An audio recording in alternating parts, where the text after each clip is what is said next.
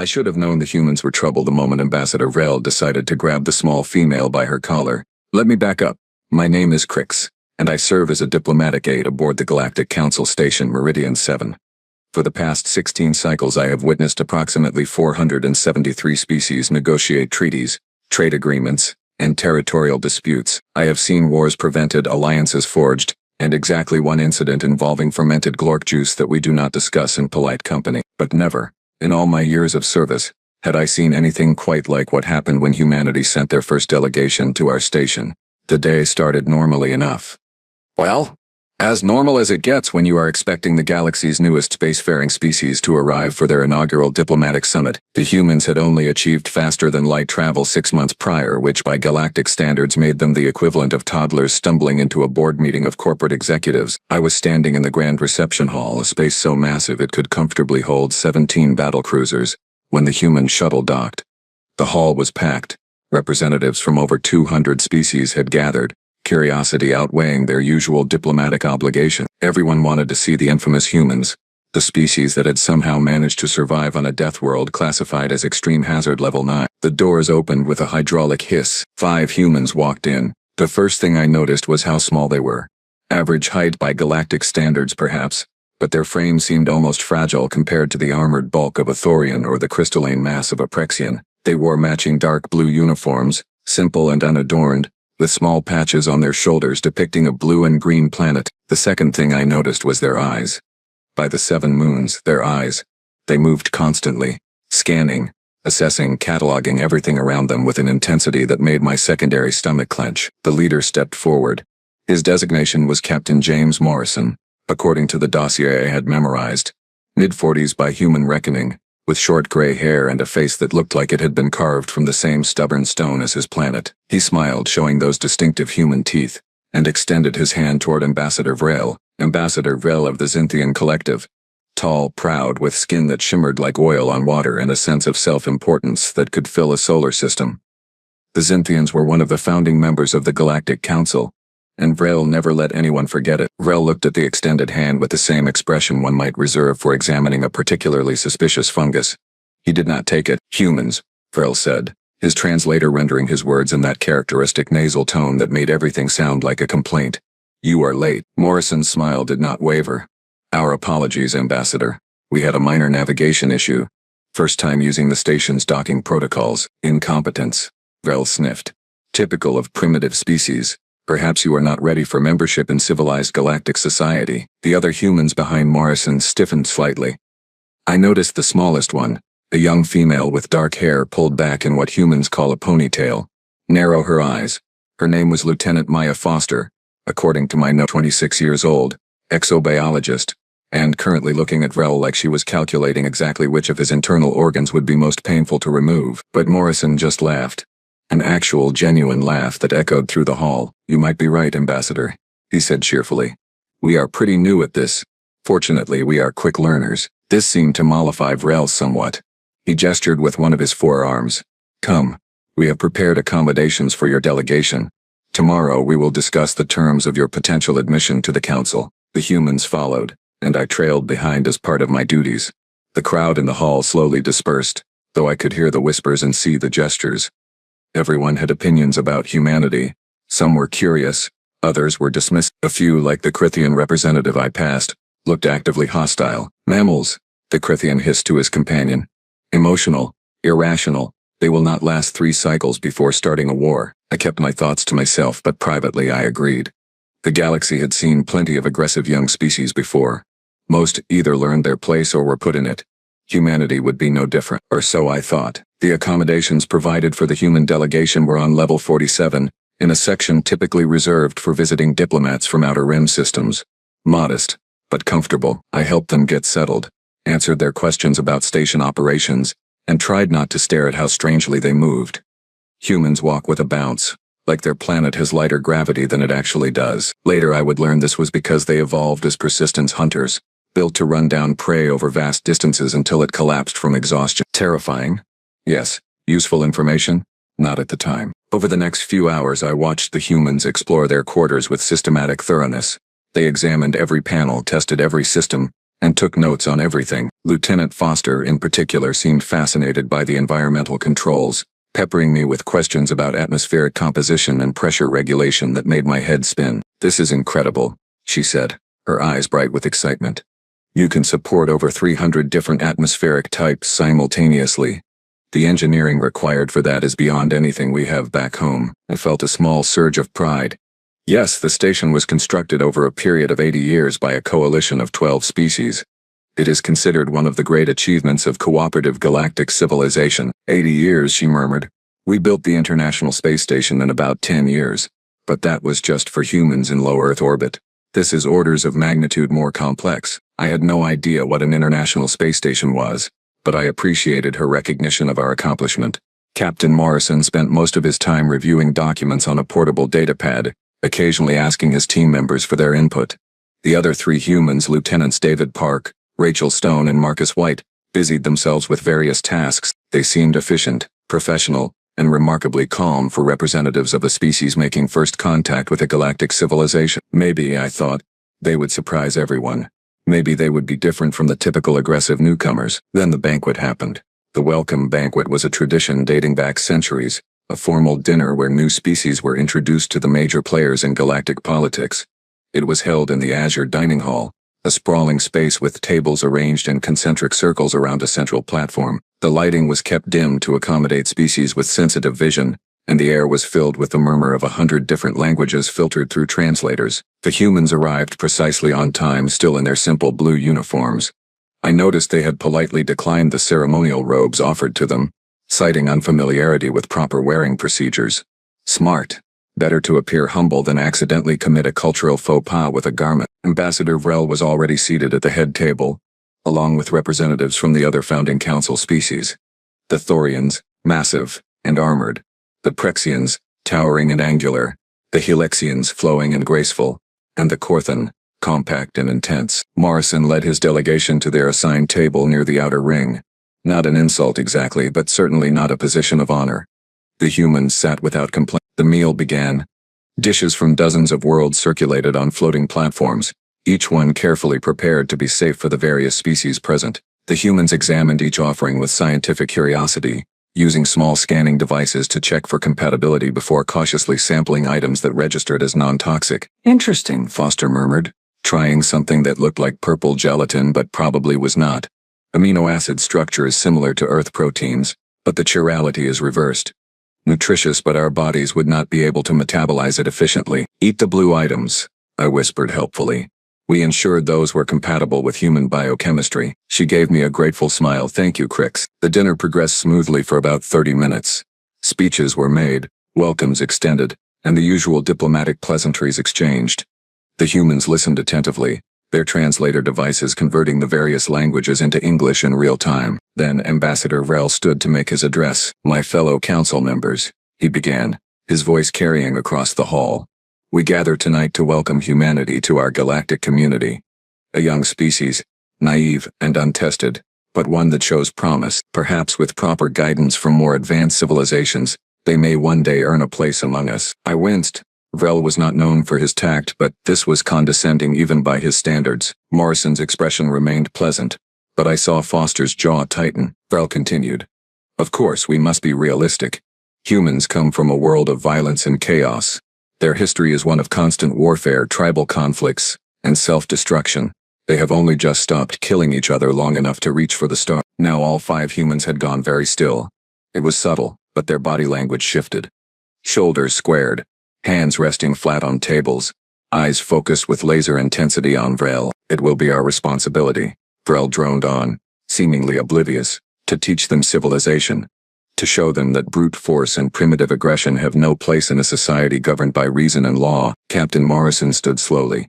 The movement was not threatening, but every eye in the hall turned toward him. "Ambassador Vrel," Morrison said, his voice carrying a polite tone that somehow felt dangerous. "May I respond?" Vrel looked surprised. "This is not typically part of the ceremony, but very well. Speak, human." Morrison walked to the center of the hall, his team watching him with expressions that might have been concern or might have been anticipation. "I could not tell." "You are correct that humanity has a violent history," Morrison began. "We have fought wars, terrible wars. Wars that killed millions and nearly destroyed our planet multiple times. We are not proud of that history. But we learned from it. He paused, looking around the hall at the assembled aliens. We learned that differences in appearance, belief, and culture are not reasons for hatred. We learned that cooperation achieves more than conflict. We learned that protecting the weak, speaking for the voiceless, and standing against tyranny are not primitive instincts but the foundations of true civilization. Vrel's shimmer flickered with irritation. Noble words, Captain. But words are easy. Actions matter. What have you actually achieved? Morrison smiled, and there was something predatory in it. Would you like a list, Ambassador? Before Vrel could respond, Foster stood and activated a holographic projector. Images filled the air above the tables. I recognized them from the humans' preliminary data submission, but seeing them now, in context, hit differently. This is Earth, Foster said, her voice clear and strong. 150 years ago, our planet was divided into nearly 200 competing nations. We had weapons capable of destroying our entire biosphere multiple times over. Our climate was collapsing. Our oceans were dying. Extinction rates were catastrophic. By every reasonable measure, we should have destroyed ourselves. The images shifted. Cities gleaming under sunlight. Forests thick and green. Oceans teeming with life. But we did not. We chose differently. We dismantled our weapons of mass destruction. We reversed climate change. We restored ecosystems. We united our world under a single democratic government that respects cultural diversity while ensuring basic rights for all humans. Impressive propaganda, Vrel said, dismissively. But your own files show you achieved spaceflight less than 2 centuries ago. Many species in this hall have been traveling the stars for millennia. What do you possibly have to teach us? Lieutenant Park stood, his expression serious. Survival, Ambassador. We have survived things that would destroy most species. Asteroid impacts, supervolcanoes, ice ages, plagues that killed half our population. We have been to the brink of extinction at least 6 times in our history, and every single time we clawed our way back. The hall had gone very quiet. Even the usual background chatter of translators had faded to whispers. More than that, Park continued, we learned to turn our worst traits into our greatest strength. Our aggression became determination. Our tribalism became loyalty. Our stubbornness became perseverance. You call us primitive, but we prefer the term adaptive. Ambassador Vrel's shimmer was now flickering rapidly, a sign of agitation in Xinthians. This is all very touching, but it does not change the fact that you are newcomers to a galaxy that operates by established rules and protocols. You will follow them, or you will find yourselves isolated and irrelevant. And that was when Lieutenant Foster made her mistake. Or perhaps it was not a mistake. I am still not entirely sure. Foster stepped toward Vrel, her posture confident. With respect, Ambassador, we are not asking for charity or special treatment. We are here to be evaluated on our merits. If you have concerns about human civilization, then ask us. Test, but do not presume to judge us based on your own biases and prejudices. The hall erupted in whispers. Several species considered such direct confrontation with a council ambassador to be gravely insulting. I saw Vrel's shimmer turn a deep angry purple. You dare speak to me in such a manner? Vrel hissed. Am ambassador to the Galactic Council. I have negotiated treaties that shaped the galaxy while your species was still living in caves. Foster did not back down. And we respect your experience, Ambassador. But respect works both ways. You can teach us about the galaxy and perhaps we can teach you something about humility. That did it. Vrel moved faster than I had ever seen a Xinthian move. One of his 4 arms shot out, and his hand, with its 3 long fingers, grabbed Foster by the collar of her uniform. He lifted her slightly, her feet barely touching the floor. You will learn your place, human. Vrel snarled, his translator barely keeping up with his rapid, angry speech. You will learn that your species is nothing. You are insects. You are dust. You will bow to your betters, or you will be crushed beneath the weight of civilizations that existed before your ancestors learned to make fire. The hall fell absolutely, completely, utterly silent. Every single being in that room froze, because we all knew what we were seeing. Physical assault of a diplomatic representative. On Council Station, during a formal banquet, it was perhaps the most severe violation of diplomatic protocol possible. Wars had started over less, but that was not why everyone had gone silent. They had gone silent because of what the humans were doing. All 4 of the remaining humans had stood. Their movements were synchronized, precise, and absolutely terrifying in their controlled intensity. They did not rush forward. They did not shout. They simply stood, hands at their sides, bodies coiled like springs, and stared at Rel with expressions that could only be described as murderously calm. Captain Morrison's voice cut through the silence like a blade. "Ambassador Vrel, release her. Now." There was no anger in his tone. No rage. Just absolute, unshakable certainty. Vrel seemed to realize what he had done. His shimmer flickered between purple and a sickly yellow-green. His hand released Foster's collar, and she dropped lightly to her feet, adjusting her uniform with deliberate care. Vrel began, but Morrison cut him off. "Lieutenant Foster, are you injured?" "No, sir," she replied calmly. "I am fine. Good." Morrison looked around the hall, making eye contact with every major species representative present. "I want everyone here to understand something. We came to this station in good faith.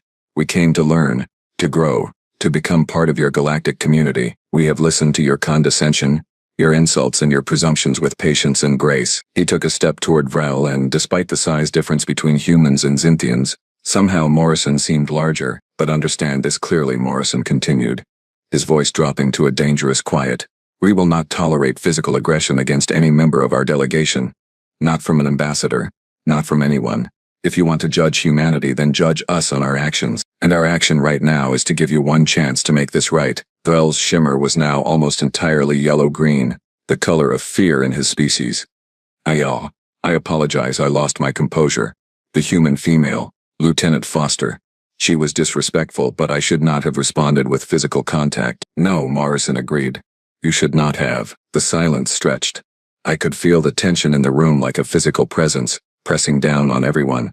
The other council ambassadors were watching with expressions ranging from shock to calculation. The Thorian representative looked almost amused. The Prexian seemed appalled. The Helixian's colors were shifting rapidly, indicating distress. The Corthan was utterly still, his small dark eyes missing nothing. Then Foster did something that surprised everyone. She stepped forward and extended her hand toward Vrel. "Apology accepted, Ambassador," she said quietly. "We all make mistakes.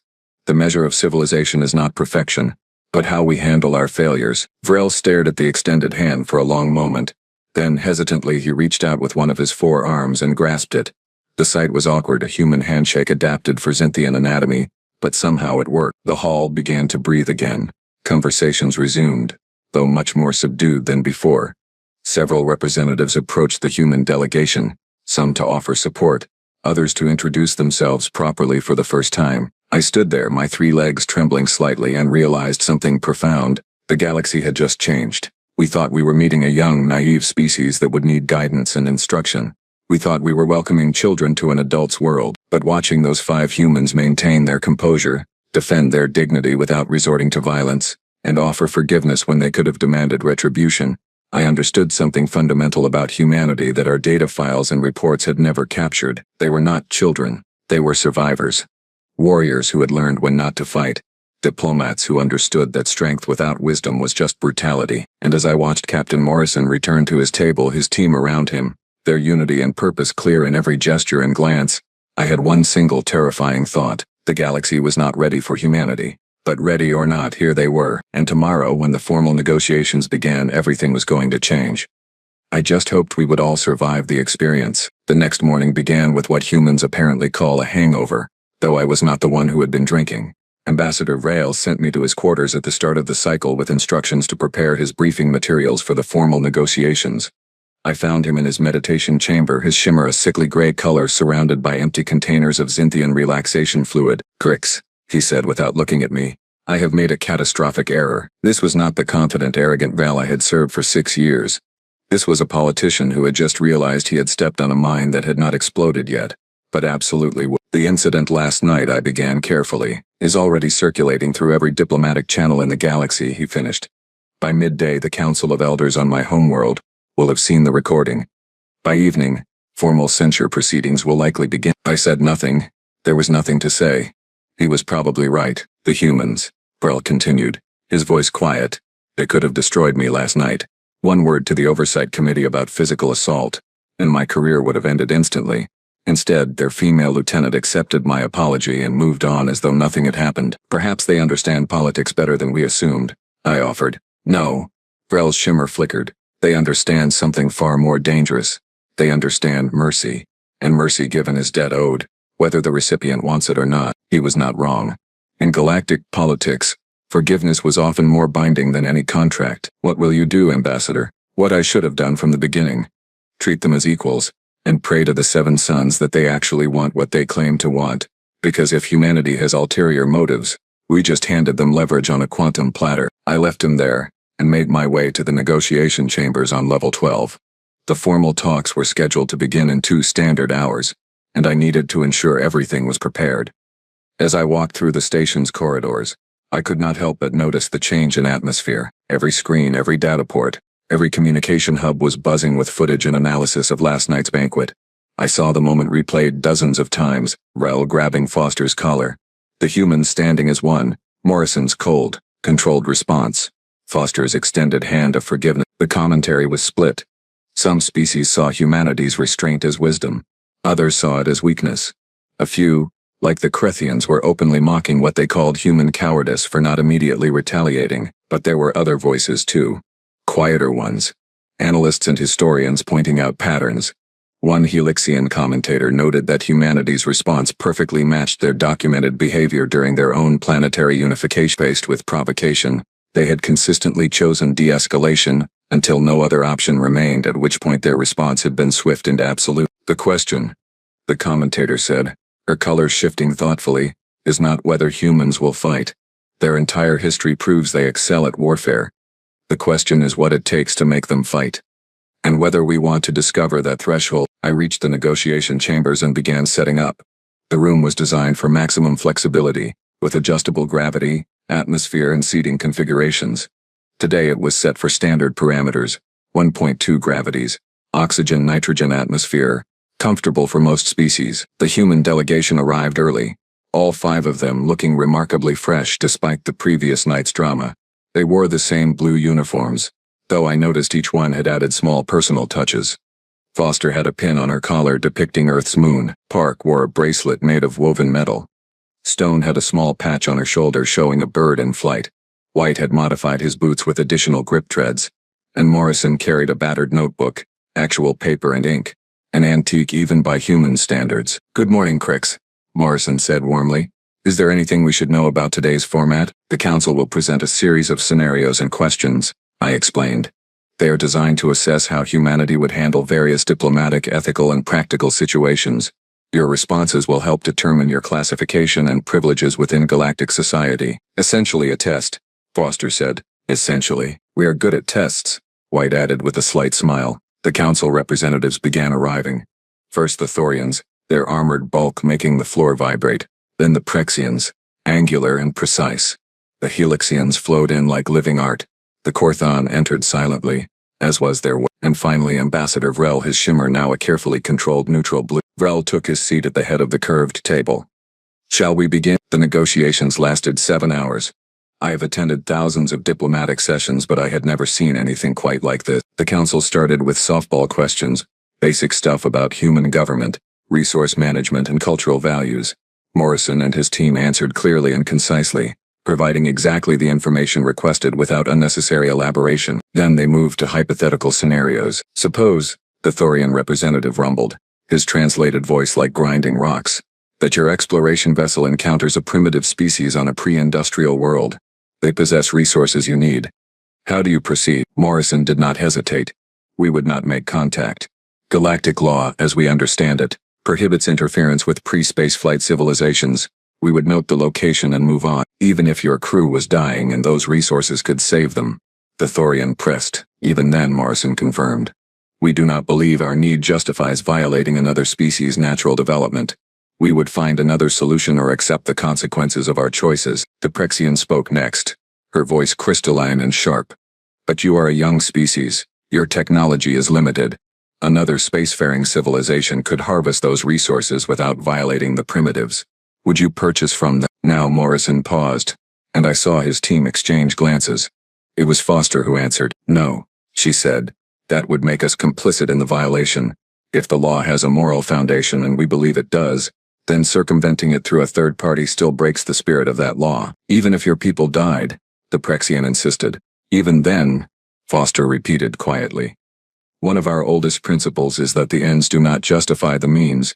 We have learned, painfully, that abandoning ethics for expedience leads to darkness. The Helixian shifted colors, intrigued. Yet your history shows numerous examples of exactly such abandonment. Your wars, your colonial periods, your environmental destruction. Yes, Morrison agreed. And every one of those examples taught us why we should not repeat them.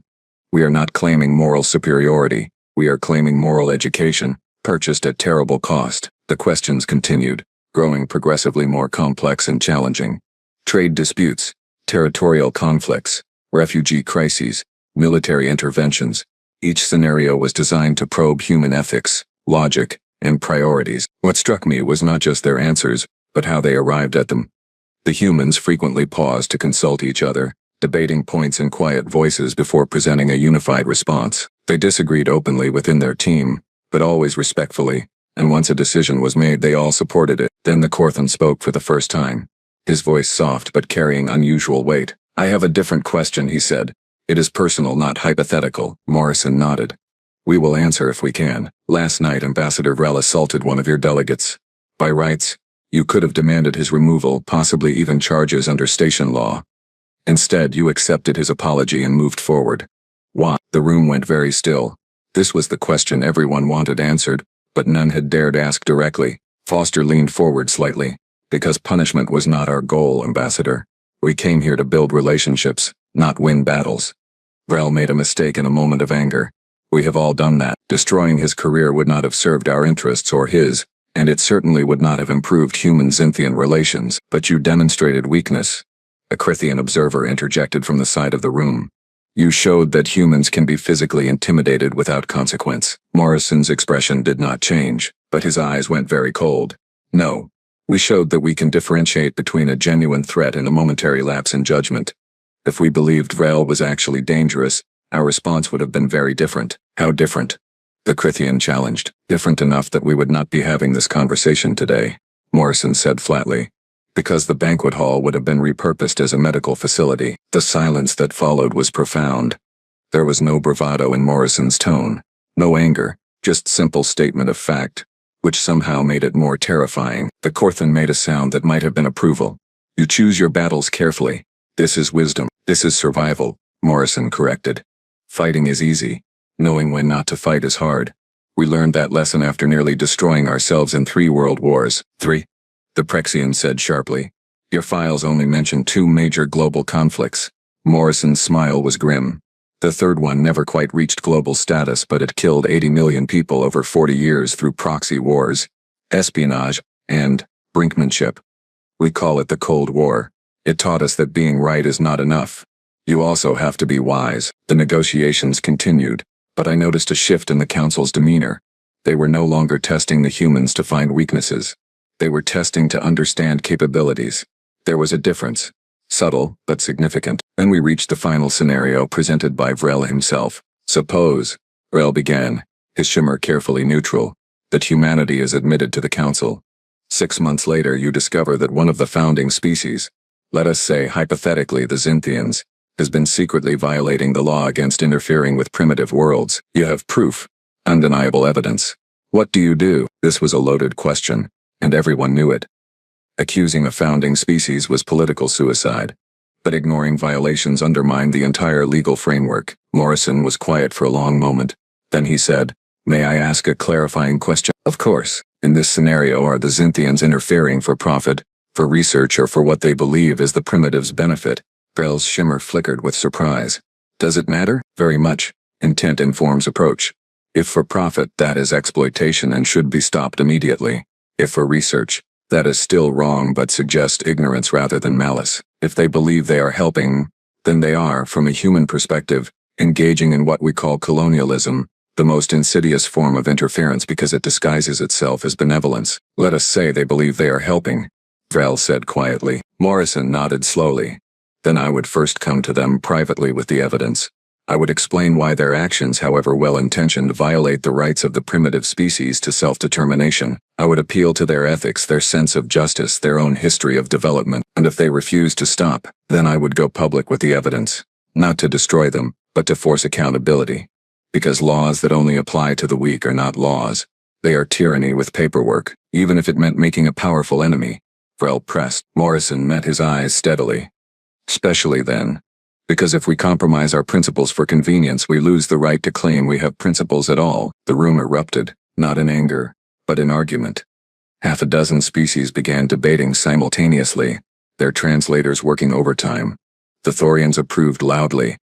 The Prexians expressed logical agreement. The Helixians shifted colors rapidly, indicating complex emotional processing. Even the Crithians seemed grudgingly impressed. But it was Vrel's reaction that surprised me most. His shimmer cycled through a dozen colors before settling on a deep, peaceful blue I had never seen from him before. That, he said quietly, barely audible over the chaos, was the correct answer. I stared at him. Ambassador, this scenario was not hypothetical, Vrel said, looking directly at Morrison. 17 years ago, my government initiated a cultural guidance program on 3 pre-industrial worlds. We believed we were helping them avoid the mistakes we made in our development. We believed we were saving lives. The room fell silent again as everyone turned to stare at Vrel. 5 years ago, I discovered the program's existence through classified documents. I have spent the past 5 years trying to end it through internal political channels. I have failed. The program continued. Morrison's expression softened slightly. Why are you telling us this? Because I needed to know if humanity would be an ally or an enemy in fighting it. Because I needed to know if you meant what you said about principles, or if you were simply saying what you thought we wanted to hear. Vrel stood, and his shimmer was now brilliant, almost painful to look at. And because I am tired of being the only voice in my government speaking against this wrong, I am tired of politics mattering more than ethics. And after last night, after you showed me mercy I did not deserve, I realized that perhaps the galaxy needs what humanity brings, not your technology, not your resources, your moral clarity. He turned to address the full council. I move that humanity be granted provisional membership in the Galactic Council, with full voting rights and all associated privileges. I further move that their first assignment be to join me in investigating and dismantling the Xinthian Cultural Guidance Program. The Thorian representative stood. I second the motion. The vote was called. It was not unanimous. The Crithians abstained, and 2 minor species voted against, but it passed with overwhelming support. Humanity was in, and their first act as council members would be to hold one of the founding species accountable for breaking the law. It was either the beginning of a new era of galactic justice, or the spark that would tear the council apart. Honestly, I was not sure which possibility terrified me more. The celebration that followed was subdued but genuine. Representatives came to congratulate the humans, many asking questions about Earth, human culture and humanity's plans. Morrison and his team handled it with the same calm professionalism they had shown throughout. I found myself standing next to Lieutenant Foster as the crowd began to disperse. How does it feel? I asked. Your species just became the youngest member of the Galactic Council in recorded history. She smiled, but her eyes were distant. Honestly, Crix, terrifying. We came here expecting to be turned away, to be told to come back in 50 years after we proved ourselves. Instead, we are being handed responsibility and authority we barely understand. You could have refused. No, she said softly. We could not. Because Vrella was right. If we claim to have principles, we have to be willing to defend them, even when it is hard. Especially when it is hard. She looked at me with those intense human eyes. Can I ask you something? Of course. What did you think when Vrel grabbed my collar last night? In that moment, before everything else happened, what went through your mind? I considered the question carefully. I thought we were about to witness the end of human-galactic relations. I thought your delegation would respond with violence, or at minimum storm out in protest. I thought decades of potential cooperation were ending before they could begin. And now? Now I think I understand why your species survived when so many others would have perished. You fight when you must, but you think before you fight. You feel anger, but you do not let anger control you. You are strong but not fragile. Confident, but not arrogant. I paused, then added, you are exactly what the galaxy needs, even if we do not realize it yet. Foster's smile widened. Thank you, Crix. That means more than you know. Captain Morrison approached, his notebook tucked under one arm. Lieutenant, we need to prepare our report for Earth Command. This is going to cause quite a stir back home. One question before you go, I said quickly. Your planet, your species, your whole civilization, you came so close to destroying yourself so many times. What ultimately saved you? What made the difference between extinction and survival? Morrison was quiet for a moment, then said, Hope, I think. No matter how dark things got, there were always humans who believed we could be better, who fought for that better future, who refused to give up. He looked around the negotiation chamber, at the empty seats where representatives from hundreds of species had sat. And maybe that is what we bring to the galaxy, Not superior technology or tactics, or resources.